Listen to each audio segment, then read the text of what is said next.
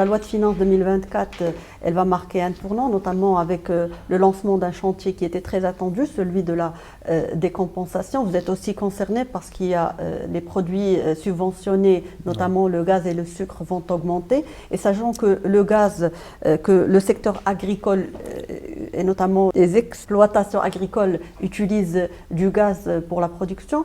Donc, comment vous vous êtes préparé à ça? Et est-ce que vous avez évolué l'impact de cette hausse du gaz sur les prix des produits agricoles? Et aussi, quelle alternative vous avez prévue pour accompagner le secteur dans cette transition, Monsieur le Ministre?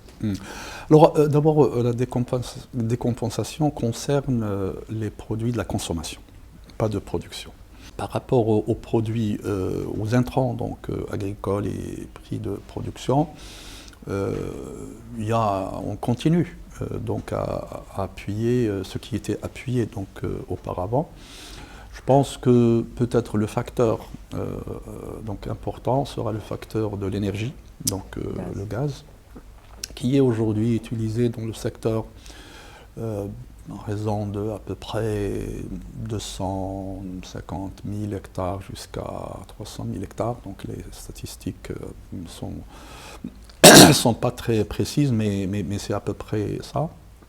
Donc augmenter 10 dirhams par bouteille. 10 dirhams par bouteille va avoir donc un impact autour, on peut l'estimer, autour de 400 à 500 dirhams par hectare par an. Mais évidemment, la transition énergétique et dans la stratégie Génération Clean, nous avons un objectif d'arriver à 20% d'énergie renouvelable. Et donc, les alternatives existent.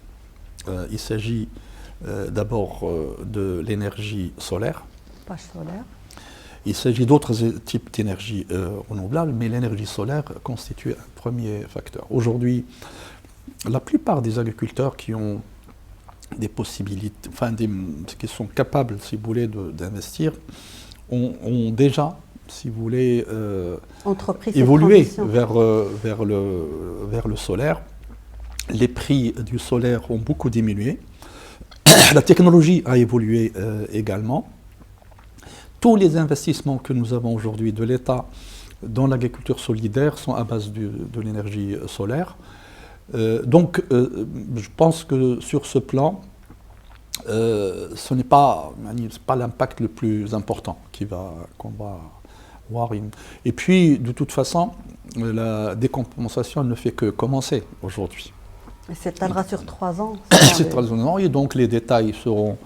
bien sûr, il y a des analyses, il y a des études, il y a en termes donc d'impact, parce qu'il y a des décompensations, mais de l'autre côté, il y a des appuis et des aides directes. C'est pour ça qu'il y a une décompensation, c'est les aides directes pour qu'il y ait un équilibre, pour que les plus démunis qui méritent puissent bénéficier directement.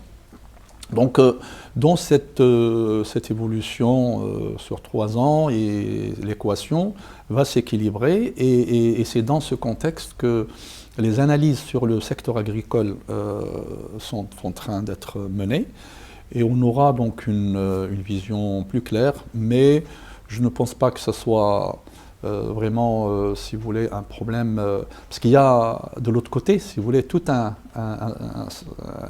série de produits agricoles qui continuent à bénéficier de l'exonération de TVA, l'exonération des droits de douane, etc. Donc de l'autre côté. Donc ça, ce n'est pas, si vous voulez, c'est maintenu. Voilà, tout ça.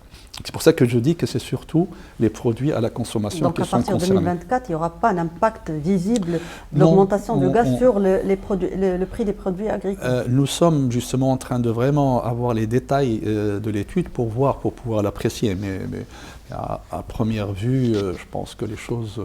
cette transition se fassera de manière souple.